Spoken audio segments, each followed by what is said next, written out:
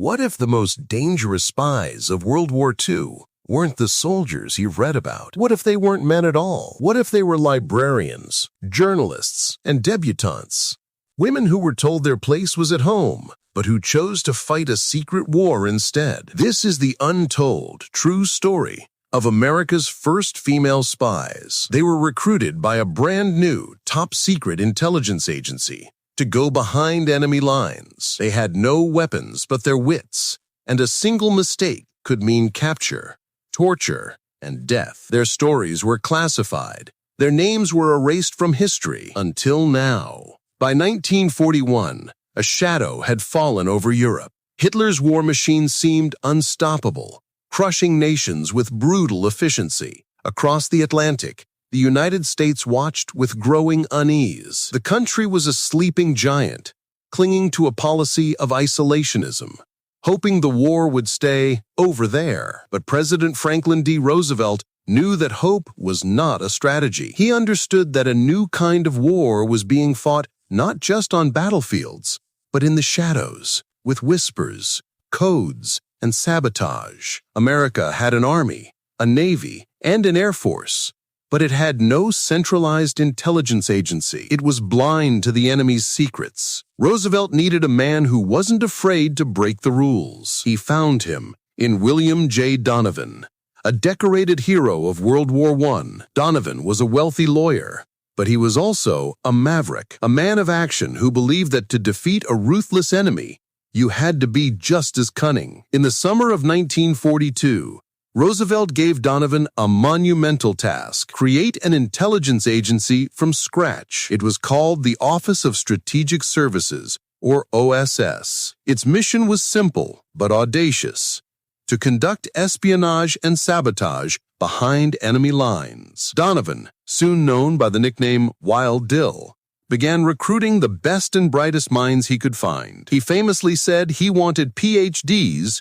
who could win a bar fight. In the beginning, the role of women in the OSS seemed clear. In the 1940s, a woman's place was considered to be in a supporting role, so they were hired as clerks, researchers, and analysts. They were the essential administrative backbone of the new agency, nicknamed the glorified secretaries. They managed the mountains of paperwork, translated captured documents, and analyzed reconnaissance photos. They were brilliant and dedicated, but the dangerous, high-stakes work of being a spy in the field, that was considered a man's job. The unwritten rule was simple: women don't go to war. But Wild Bill Donovan was about to break that rule. Donovan recognized a simple strategic truth that everyone else was missing. In enemy-occupied territory, every man of military age was a potential threat, subject to being stopped, questioned, or conscripted. A woman, however, could be invisible. She could be a shopper in the marketplace,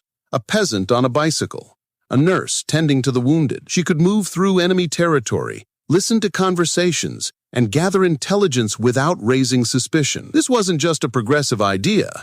It was a tactical advantage. The enemy was looking for soldiers, not housewives, and this oversight would become one of the Allies' greatest secret weapons. The first women to step into this secret world were exceptional. There was Virginia Hall, an amputee with a wooden leg who had been rejected by the State Department but refused to take no for an answer. There was Elizabeth McIntosh, a cheerful journalist who had reported from Pearl Harbor and whose skills with words could be weaponized. And there was Julia Child. Yes, that Julia Child, who, before becoming a famous chef, helped develop a shark repellent to protect underwater explosives. These women, and others like them, possessed a unique combination of courage, intelligence, and a fierce determination to serve their country in a meaningful way. Donovan's decision to train women as field agents was radical and controversial. Many within the military establishment were skeptical, even hostile to the idea, so the training had to be secret. At hidden locations across the country, like the farm near Washington, D.C., these female recruits were pushed to their absolute limits. They were no longer treated like secretaries. They were trained to be spies. Their instructors were battle-hardened veterans from around the world, teaching them the deadly arts of espionage. The curriculum was intense. They learned the arts of dirty tricks, how to silently disable a sentry, how to derail a train with a small, cleverly placed explosive. They mastered the art of disguise, learning to change their appearance, their accent, even the way they walked. They were taught to pick locks, crack safes, and forge documents. Each woman had to create a cover story, a completely new identity that she had to live and breathe. A story that could withstand intense Gestapo interrogation. Their lives depended on their ability to lie convincingly. One of the most critical skills was Morse code. These women had to learn how to operate heavy, cumbersome radio sets, transmitting vital intelligence back to London. This was one of the most dangerous jobs of the war. The Germans had developed sophisticated radio detection technology. The moment a spy started transmitting, the enemy would begin hunting for their signal. A radio operator who stayed on the air for too long was a dead one. The average life expectancy for an Allied radio operator in occupied France was just 6 weeks. Alongside the physical and technical skills, they received intense psychological conditioning. They were taught to be observant, to notice the smallest details that could reveal an enemy's weakness or a hidden danger. They were drilled on how to withstand interrogation, how to resist pain and fear, and they were taught the harsh reality of their mission. If they were caught, their government would deny any knowledge of them. They would be completely on their own. After months of this grueling training, the women were ready. One by one, under the cover of darkness, they were smuggled behind enemy lines. Some were dropped from airplanes into remote fields in the dead of night.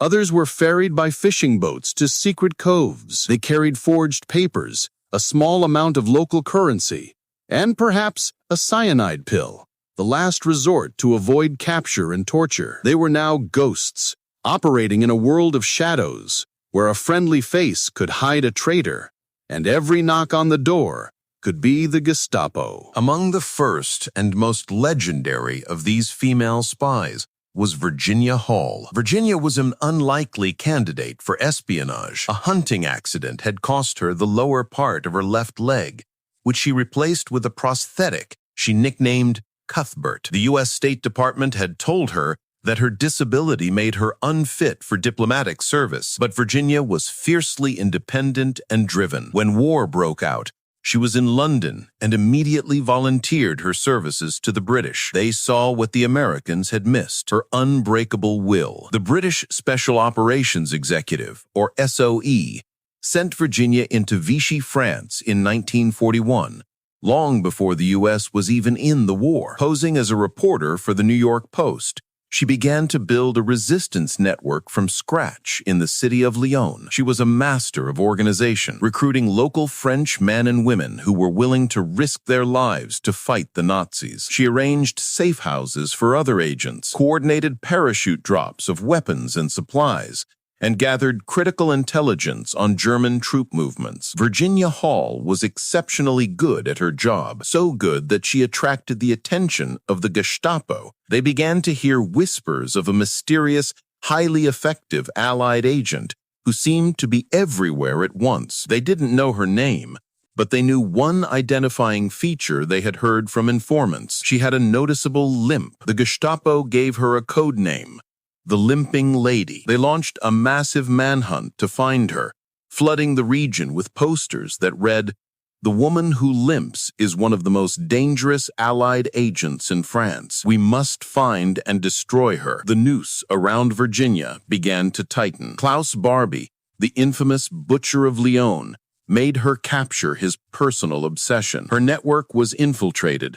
Her friends were arrested and tortured. Virginia knew she had to escape. In the harsh winter of 1942, she embarked on a perilous journey, trekking for days across the snow-covered Pyrenees Mountains to reach the safety of Spain. The journey was agonizing for anyone, but for Virginia and her prosthetic leg, Cuthbert, it was an act of almost superhuman endurance. She later radioed her superiors in London with a characteristically dry message: "Cuthbert is giving me trouble." After her incredible escape, most agents would have accepted a desk job, but not Virginia Hall. She was furious that she had been forced to flee. She insisted on going back. By this time, the American OSS was fully operational, and they eagerly recruited the woman who was already a legend. In 1944, Disguised as an elderly farmhand, she returned to France. The Gestapo was still looking for the Limping Lady, but they never imagined she would have the audacity to come back. She continued her work,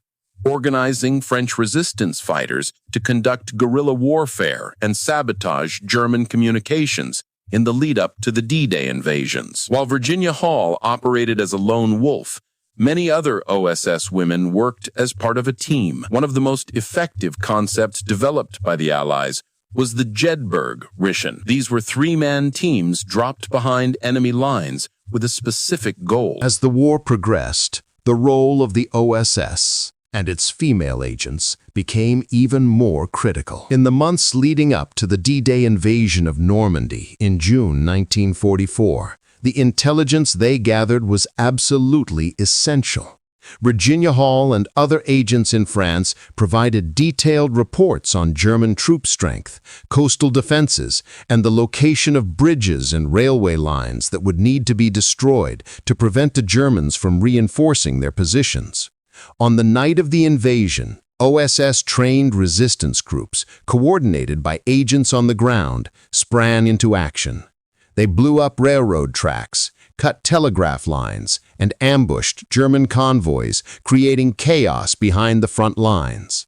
This campaign of sabotage, guided by OSS intelligence, seriously delayed the German response to the D-Day landings, buying the Allied troops on the beaches precious time to establish a foothold in France. The women who had been gathering and transmitting that intelligence for months had helped pave the way for victory. Even in the final desperate days of the war, the women of the OSS continued to play a vital role. In northern Italy, an OSS agent named Yolanda Eda Di Monte worked with Italian partisans, gathering intelligence and helping to rescue downed Allied airmen. Her work was instrumental in the uprising that led to the capture and execution of the Italian dictator Benito Mussolini. She proved, yet again, that a single, well-placed agent could change the course of history. In the Far East, Betty McIntosh and her team continued their psychological warfare campaign.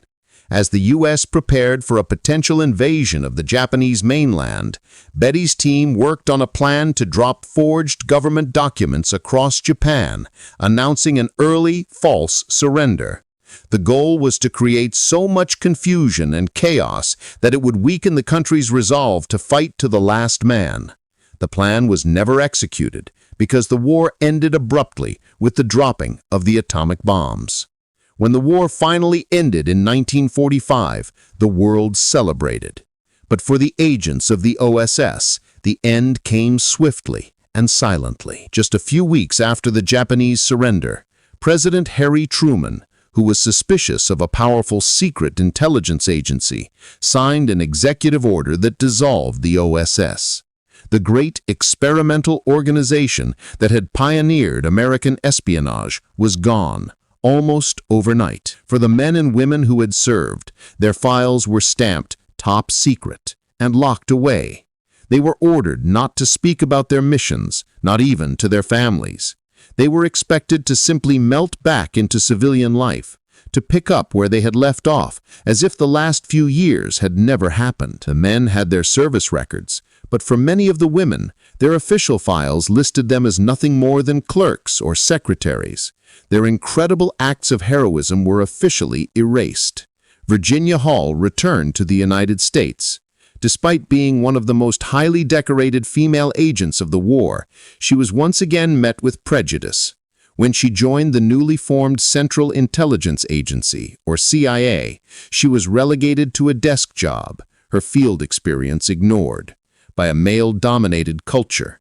It was a quiet, anticlimactic end to one of the most daring careers in the history of espionage. For decades, the stories of these women remained hidden, buried in classified archives. They lived quiet lives, their neighbors and even their own children often having no idea of the secret war they had fought. They had been ghosts during the war, and they remained ghosts in the peace that followed. The official histories of World War II were written, and they were largely written out of them. But history has a way of eventually revealing its secrets. In the 1980s and 90s, as OSS documents were slowly declassified, historians and researchers began to piece together the incredible truth. The stories of Virginia Hall, Betty McIntosh, Odette Sanson, Noor Inayat Khan, and countless other women finally began to emerge from the shadows. The glorified secretaries were finally revealed to be the heroes they truly were. In recent years, there has been a growing effort to recognize the contributions of these pioneers. In 2016, a bill was passed to award the Congressional Gold Medal to the men and women of the OSS. It was a long overdue honor for the organization that laid the groundwork for all modern American intelligence and special operations. The legacy of Wild Bill Donovan's radical idea that women could be spies is seen today in the thousands of women who serve at all levels of the CIA, the NSA, and U.S. Special Operations Command. They were not supposed to be warriors. They were daughters, sisters, and wives. They were told their contribution to the war effort was to wait, to support, to keep the home fires burning. But they chose a different path. They chose to fight. They fought with their minds, with their courage, and with an unshakable belief in the cause of freedom. Their war was fought in secret. Their victories were never celebrated with parades, and their names were never meant to be known. They were America's first female spies, the unseen army that helped turn the tide of the war. They proved that courage is not defined by gender, and that sometimes the most effective weapon is the one you never see coming. Their stories were hidden by secrecy, but their legacy of bravery can now, finally, be told.